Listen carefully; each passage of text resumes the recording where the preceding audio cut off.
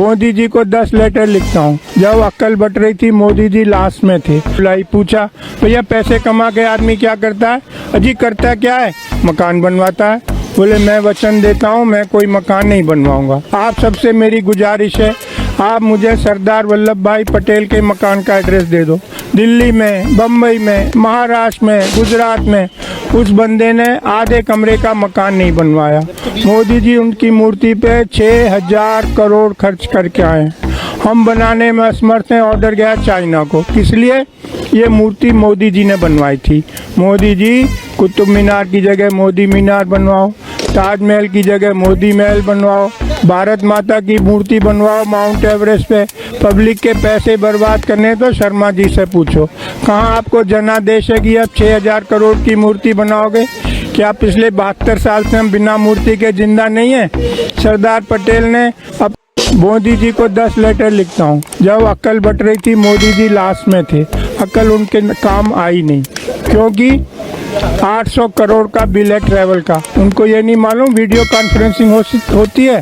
सरदार वल्लभ भाई पटेल कांग्रेस के ट्रेजरर थे, डोनेशन लेते थे।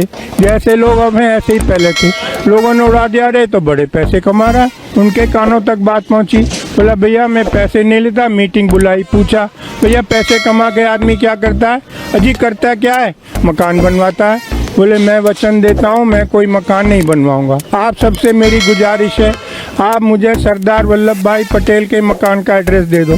दिल्ली में, बम्बई में, महाराष्ट्र में, गुजरात में उस बंदे ने आधे कमरे का मकान नहीं बनवाया। मोदी जी उनकी मूर्ति पे 6000 करोड़ खर्च करके आए। हम बनाने में असमर्थ हैं। ऑर्डर गया चाइना को। किस लिए? ये मूर्ति मोदी जी ने बनवाई थी। मोदी जी कुतुब मीनार की जगह मोदी मीनार बनवाओ, ताजमहल की जगह मोदी महल बनवाओ, भारत माता की मूर्ति बनवाओ माउंट एवरेस्ट पे। पब्लिक के पैसे बर्बाद करने तो शर्मा जी से पूछो। कहाँ आपको जनादेश है कि अब 6000 करोड़ की मूर्ति बनाओगे? क्या पिछले 72 साल से हम बिना मूर्ति के जिंदा नहीं है? सरदार पटेल ने अपने ज़िंदगी में एक आदमी की ज़िंदगी बर्बाद नहीं की। उनकी मूर्ति ने 30 गांवों के 10,000 लोगों की ज़िंदगी बर्बाद कर दी है। कैलकुलेशन करके भेजा शर्मा जी। मैंने कहा जी ये मेरी कैलकुलेशन है, 137 साल लगेंगे इस मूर्ति की कॉस्ट रिकवर करने में। नहीं जी ये टूरिस्ट सर्किट है। टूरिस्ट सर्किट कैसे? वो है ही नहीं। सिंगापुर छोटा सा है, इंडिया इतना बड़ा है। सिंगापुर में ज़्यादा टूरिस्ट आते हैं। मैं टूरिस्ट डिपार्टमेंट में गया, अरे शर्मा जी आपको नहीं मालूम? नहीं, आप शिमला जाइए, बस से उतरिए, एक बैग आपके पास है, कुली मांगेगा 1000, दूसरा कुली आएगा नहीं। बोला सिंगापुर में ऐसा टेंशन नहीं है। लक्ष्मी जी चाइना से, गणेश जी चाइना से, होली की पिचकारी चाइना से, दिवाली की लड़ चाइना से। चाइना की होती है दिवाली, हमारा होता है दिवाला। 700 करोड़ कमा के जाता है। रक्षाबंधन की राखी चाइना से। चांदनी चौक की मुस्लिम फैमिली साल भर रक्षाबंधन की राखी बनाती थी, उनका जीवन यापन होता था। अब रक्षाबंधन की वो भी चाइना से आ रही हैं। सरदार जी, मैंने कहा जी हमारे बच्चे कहाँ जाएंगे? सरदार जी बैठे थे, शर्मा जी हम खाली बच्चे पैदा करेंगे, बाकी सब चीज़ चाइना से आएगी। मैंने कि बच्चे पैदा करने वाली इंडियन चलेगी या वो भी चाइना से आएगी? आपको कुछ आइडिया नहीं है। मनुष्य जीवन इस धरती पे सिर्फ 100 साल बचा है। प्रकृति को 1 मिलियन ईयर्स 10 लाख साल लगे थे वायुमंडल में CO2 का लेवल 200 ppm करने में। आदमी ने 100 साल में 420 कर दिया है। 3 साल से साउथ अफ्रीका में बरसात नहीं हुई है। जो खिलाड़ी गए थे भैया बाहर आ जा, टॉयलेट में पानी नहीं है। हिमालय के ग्लेशियर पिघल चुके हैं। राजस्थान में तापक्रम 54 डिग्री सेंटीग्रेड। BSF के जवान रेत में पापड़ भून रहे थे। लातूर, मराठवाड़ा, महाराष्ट्र, 100 एकड़ का मालिक घर पे ताला लगा के जा रहा है। भैया कहाँ जा रहा है? कह जी शुगर मिल में झाड़ू मारूंगा। क्यों? जी 100 एकड़ का क्या करूँ, बरसात हुई नहीं, पानी है नहीं। पिछले साल जब ओलंपिक हुए थे चाइना में तो उन्होंने कहा ये बरसात हमारा फंक्शन ख़राब ना कर दे, तो तो उन्होंने सिल्वर आयोडाइड स्प्रे करा के बादलों में आर्टिफिशियल रेन कराई थी। महाराष्ट्र गवर्नमेंट ने कल 30 करोड़ अलॉट किए आर्टिफिशियल रेन के लिए। हम कुछ जानना नहीं चाहते। समुंदर का लेवल 3.5 फुट बढ़ेगा। लाखों लाख केरल के लोगों को कहाँ बसाओगे? हवा की बात नहीं कर रहा हूँ, आर्कटिक की बर्फ पिघल चुकी है। जब आग लगेगी, जब कुआं खोदोगे, बहुत सारे मैं आता हूँ जंतर मंतर। जो नई पीढ़ी है उसे 3 ही बात करती है, मैनू की, तैनू की, सानू की। मुझे क्या, तुम्हें क्या, हमें क्या, गवर्नमेंट का काम है। हम दुनिया में सबसे उल्टे क्यों हैं? स्वीडन ने कल $100 का सरचार्ज लगाया है एयर ट्रेवल पे। फिनलैंड ने बैन कर दिया, कोई हवाई जहाज से नहीं जाएगा। यूरोप में कार्बन क्रेडिट एविएशन के लिए पूरे साल आप एक स्टाफ फ्लाइट नहीं ले जा सकते। क्यों? जो हवाई जहाज से जाता है 50 गुना ज़्यादा ईंधन इस्तेमाल करता है, 50 गुना ज़्यादा प्रदूषण फैलाता है। हम दुनिया में उल्टे क्यों हैं? धरती गर्म हो रही है, सबसे ज़्यादा प्रभाव हमारे देश में पड़ेगा। मैं बता चुका हूँ, ऐसा कहीं भी नहीं है। न्यूक्लियर बैन कर दिया। 3 माइल आइलैंड वो हुआ था एक्सीडेंट अमेरिका में, 30 साल से वहाँ कोई ऑर्डर नहीं है। जर्मनी ने बैन कर दिया, स्वीडन ने कर दिया। आप गूगल पे जाओ, चेरनोबिल टाइप करो, CHERNOBIL। दुनिया की सबसे महंगी इमारत यूक्रेन में बन रही है, जब इससे महंगी इमारत आज तक बनी नहीं।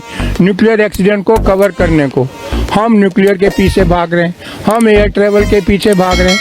मैं क्या क्या बताऊं आपको? सरिता विहार चलो, हर दूसरे घर में एक कैंसर पेशेंट है।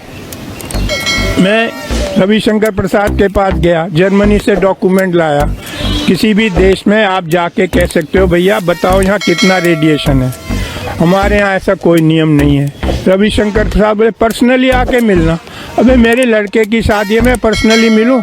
हम वहाँ लो कॉस्ट रेडिएशन लगानी है। मैं उनके पास गया, टावर वालों के पास। अरे शर्मा जी, 10 टावर, 30 सिक्योरिटी वाले, 30 ऑपरेटर, 10 जनरेटर, सबकी छुट्टी करके एक टावर लगा दी। भैया आप लोग 1000 गुना रेडिएशन टॉलरेट करने को मजबूर हो। डॉक्यूमेंट है मेरे पास, जयपुर और बम्बई। जब से ये टावर लगी 6 लोग कैंसर से मर गए। कोई जानना ही नहीं चाहता रियलिटी। ना जो टॉप पे लोग हैं उनको कुछ अक्ल नहीं है, ऐसे लोग रिक्रूट करें। मैं जाता हूँ बताने, मैं IIT से पढ़ा हूँ, लंदन से पढ़ा हूँ, डॉक्यूमेंट लाता हूँ, लेकिन यहाँ कोई अक्ल वाले की कोई व्यवस्था ही नहीं है। मोदी जी क्यों 800 करोड़ खर्च करते हैं ट्रेवल पे? पता नहीं वीडियो कॉन्फ्रेंसिंग हो सकती है। 6000 करोड़ मूर्ति पे, गरीब देश का पैसा। 3 साल का बच्चा रोड पे पेन बेच रहा है। अरे 6000 करोड़ भाई, हमें आज़ाद हुए आज 70 साल हो गए। दुनिया के 40% अशिक्षित मेरे देश में रहते हैं। क्यों? क्योंकि हमने कुछ किया ही नहीं है। रशियन रिवॉल्यूशन हुआ था, कम्युनिस्ट पार्टी का डिक्टेट था, ईच वन टीच वन। दुनिया के 55% कुपोषित बच्चे मेरे देश में रहते हैं। क्यों? आदमी माँ के पेट से पैदा होगा कि आम के पेड़ पे लगेगा। 52% फीमेल आर एनीमिक। नई पीढ़ी स्वस्थ कैसे पैदा होगी? गुड़गांव में रहता हूँ, फोर्टिस हॉस्पिटल में एनीमिया क्लिनिक खुलवाया है, डॉक्टर राजेश भार्गव इंचार्ज है। इतना दुख है आपको बताते हुए, गुड़गांव में 76% गर्ल्स आर एनीमिक। 76% लड़कियों के बॉडी में 3 से 5 ग्राम खून है। इस पे कौन काम करेगा? कोई मेरे चुप करा देते हैं। शर्मा जी ये डिस्कशन है, क्यों नहीं है? खाली हम नीरव मोदी डिस्कस करते रहे। मैं आपको मलेशिया का बताता हूँ। एक आदमी ने अखबार में पढ़ा कि हमारी गवर्नमेंट पे इतना लोन है। ऑर्डिनरी आदमी, कोई बड़ा सेलिब्रिटी नहीं था। उसकी कटिंग लेके वो घर घर गया, लोगों को बताया, चंदा इकट्ठा किया, मिनिस्टर को दे के आया कि भाई ये सरकार, ये लोन उतारो गवर्नमेंट का। हमें नीरव मोदी सरकारी पैसा लेके भाग गए, मेहुल चौकसी सरकारी पैसा। कितना अंतर है हम में। मलेशिया का ऑर्डिनरी आदमी चंदा इकट्ठे करके लाया लोगों से और गवर्नमेंट का फॉरेन लोन उतारा। यही मैं कह रहा हूँ, इसको आगे बढ़ाओ। मुझे रोक लेते हैं लोग कभी, मैं डरता नहीं हूँ भाई। मैं नई पीढ़ी को बताना मेरी ड्यूटी है। मनुष्य जीवन इस धरती पर सिर्फ 100 साल बचा है, हमको इस पे बात करनी चाहिए। अभी 200 कंट्रीज़ के लोग आए थे, ग्रेटर नोएडा में मीटिंग थी। 1.5 डिग्री टेम्परेचर बढ़ेगा धरती का। ट्रम्प बाहर हो गया, अमेरिका का जो है प्रेसिडेंट, क्योंकि उसे पैसा देना पड़ता सोलर लगाने के लिए।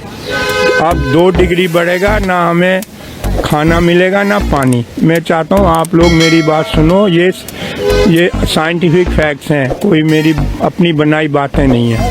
हर एक को पूरी मनुष्य की सृष्टि इस धरती से ख़त्म होने के कगार पर है यदि हमने कोई एक्शन नहीं लिया। धन्यवाद।